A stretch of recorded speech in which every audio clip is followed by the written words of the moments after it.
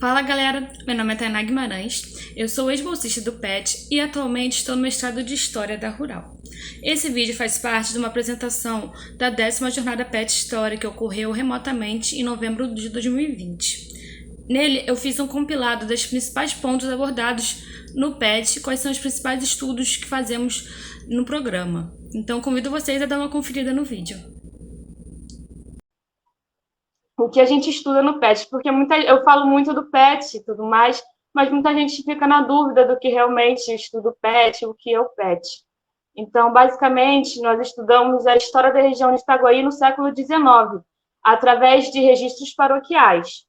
Também temos, hoje em dia, trabalhamos com os registros municipais das atas da Câmara, que a gente vai falar mais a seguir.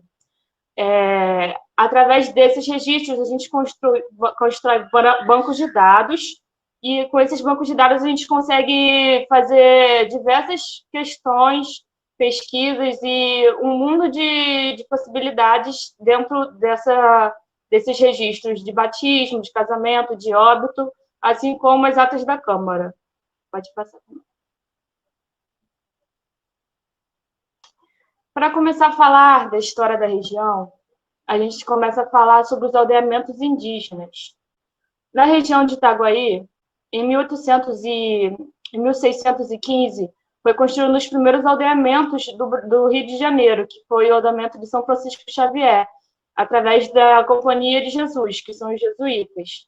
Então, para catequizar os índios e aquele ideal católico, foram construídos esses aldeamentos e, mais a seguir, a Fazenda Santa Cruz. Pode passar. Então, foi fundada pelos jesuítas em 1656, possui uma escravaria de mais ou menos 448 escravizados em 1804. Então, ela foi uma das maiores da América Latina. Ela abarcava um território gigantesco e muitas vezes os jesuítas não davam conta, então eles alugavam essas terras, eram floreiras. Então, essa administração jesuítica também possuía características diferentes que diferenciavam de administrações leigas, por exemplo, uma preferência pelo casamento de escravizados, senzalas unifamiliares, entre outras coisas. Com a expulsão dos jesuítas, a administração da fazenda foi para o Império. Pode passar. Aqui a gente tem um mapa, acho que não vou conseguir expandir ele, mas é um mapa do século XIX do território da fazenda. Inclusive, essa primeira imagem existe até hoje, lá em Santa Cruz, uma coisa do Exército, dos militares. Pode passar também. E hoje, esse território todo da fazenda, mais ou menos uns 15 municípios. Então, ele ia desde Itaguaí, ali, Guaratiba, até Vassouras. Era uma quantidade muito extensa de território, do qual a nossa região, que estudamos no PET, fazia parte. Pode passar. Então, vamos falar sobre a vila de Itaguaí. No final do século XVIII, o perfil dessa região foi mudando, ocorrendo um processo de integração entre a vila não, já era a aldeia de São Francisco Xavier e a província do Rio de Janeiro, por conta da produção de cana-de-açúcar. Com esse processo de mudança, de integração, a região foi se tornando importante, até por conta do porto ser próximo ao porto do Rio de Janeiro. Então, a aldeia de São Francisco Xavier foi elevada à freguesia, logo depois a vila, e, por fim, alcançou a municipalidade em 1820. E dentro desse município existiam 3 freguesias, que são as que a gente analisa mais a fundo. A freguesia de Bananal, que hoje em dia é a atual Seropédica, a freguesia de São Pedro e São Paulo do Ribeirão das Lajes, que é a atual Paracambi, e a freguesia de São Francisco Xavier de Itaguaí, freguesia da Vila, que hoje em dia é o município de Itaguaí. São 3 municípios. Pode passar. Nessa região também existiu o estabelecimento seropédico de Itaguaí, a fábrica de seda de Itaguaí, que ficava em Seropédica. Inclusive, o nome de Seropédica advém da fábrica, porque Seropédica significa lugar onde se fabrica seda. Então, a gente acredita que a fábrica de seda ficava entre os territórios que hoje em dia é a Universidade Federal, né, rural. Só que não sobrou resquícios e a gente ainda procura algumas coisas, mas essa imagem de baixo mostra um pouquinho da fábrica. Então, pode passar também. Então, o trabalho com as fontes. Aonde a gente localiza as pessoas que a gente estuda, onde a gente localiza esses escravizados, esses senhores, esses tenentes, essas donas e tudo mais, através dos registros paroquiais da cura de Itaguaí. Os registros paroquiais vitais são de nascimento, casamento e óbito. O PET se debruça principalmente sobre os de nascimento, batismo, no caso, e os de óbito.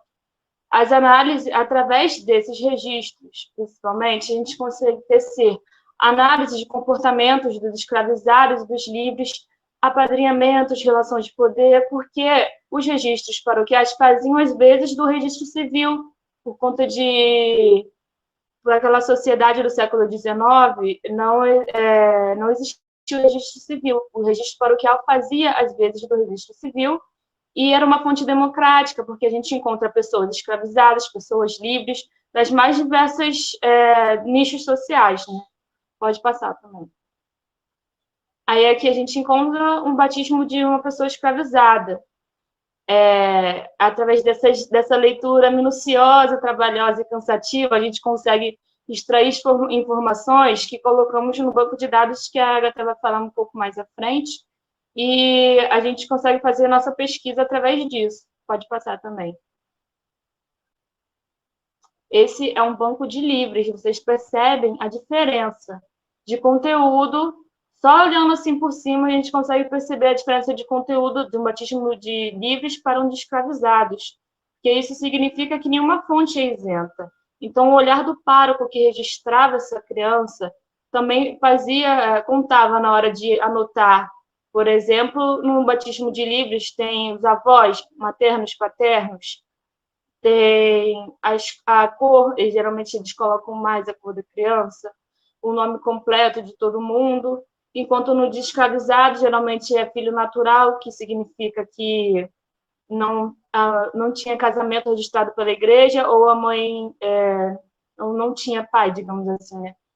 Então, tinha muito menos informações. Pode passar. A lei do ventre livre em Bananal. Agora eu vou falar um pouquinho da minha pesquisa em si, porque através de todos esses registros que eu tive contato, estou no PET desde 2017, vamos fazer 4 anos de PET. Então, eu tive contato com uma gama de registros, de documentos e tudo mais. A partir do ano passado, eu comecei um banco, ou seja, comecei a ler aqueles registros, que era um livro 3 de batismo de livros, que ia de 1800 a 86. Eu e mais 2 petianos ficamos encarregados de ler, de ler e colocar no banco de dados esses registros, e através daí a gente fazia análises. Então, a gente fez um artigo ano passado e apresentamos na RAIC, né, de 2019. Só que ele me levantou questões que eu levei até para a monografia, inclusive, porque a partir de 1870 começam a surgir uma série de batismos realizados que davam liberdade à criança na pia batismal. Então, o senhor da mãe libertava a criança na pia batismal. Eu fiquei intrigada, geralmente, porque antes da lei isso já estava acontecendo. Então, eu queria saber o que poderia significar essas coisas e comecei a estudar isso na monografia. Então, eu encontrei 21 assentos de crianças libertas nesse livro todo. 18 assentos faziam menção à lei do ventre livre.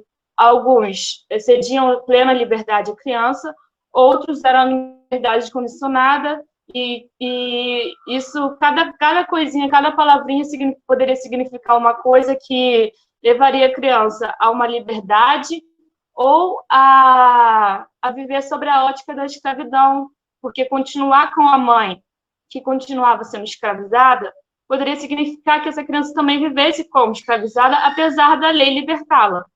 Então, são inúmeras questões que a gente pode levantar através desses assentos.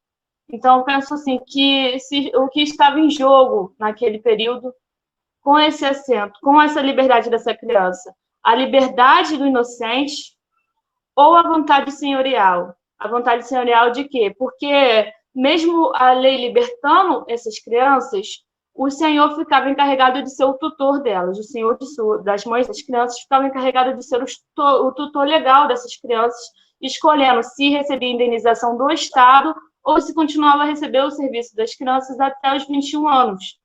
Então, essa liberdade ela foi cerceada, né, através dos meandros da lei, através das pequenas questões que a lei colocava. E eu percebi também a questão do apadrinhamento como estratégia de mobilidade social, pois encontrei crianças que eram libertas com padrinhos livres, também existiam padrinhos escravizados, mas a maioria eram de padrinhos livres e alguns com títulos de distinção social, porque isso significa que esse padrinho pode ajudar essa criança a ascender socialmente. Mesmo a liberdade dela estando ali na lei, ela também ia precisar de aparatos para conseguir alcançar de fato uma liberdade naquela sociedade. Então, eu saliento também a importância de estudos da localidade, de localidades como Bananal, porque a gente encontra o micro em consonância com o macro. Então, aquela lei imperial, provincial, ela funcionava em âmbito micro também. Eu percebi isso através desses registros, de pequenas localidades interioranas, que a gente acha que não interferem muito no macro e elas estão em consonância, estão tudo dialogando naquele período, através dessa pequena pesquisa. Isso é uma coisa que eu pretendo levar mais à frente, mas através do PET mesmo eu consegui fazer minha monografia pensando nessas questões para a história da região, que é uma região que é pouco estudada, que merece mais estudo, e a gente está tentando fazer isso aos poucos. Agora a gente vai falar um pouquinho, a Agatha vai falar um pouquinho sobre a pesquisa dela e sobre os bancos de batismo de registros que a gente tem. Bom, agora falando um pouco mais sobre a minha pesquisa, eu posso destacar os desdobramentos da minha monografia, que eu estou levando um pouco mais para o mestrado agora. Na minha monografia, eu foquei na historiografia acerca da escravidão, que, de certa forma, durante muito tempo visualizava o escravizado de maneira anômala. Então, a anomia social fazia parte dessa perspectiva. E o que ocorreu uma modificação a partir dos anos 80, com os estudos de Edward Thompson, que influenciaram muitos historiadores brasileiros. Então, Sidney Chalub foi um dos principais historiadores para a minha pesquisa sobre a lei do ventre livre, pois ele tem 2 livros falando sobre, e de maneira muito ampla. Em Machado de Assis, o historiador, ele trata de maneira dos embates legislativos sobre a lei, e em Visões da Liberdade ele fala sobre os artigos da lei e quais são as modificações dessa lei na vida dos escravizados daquele período.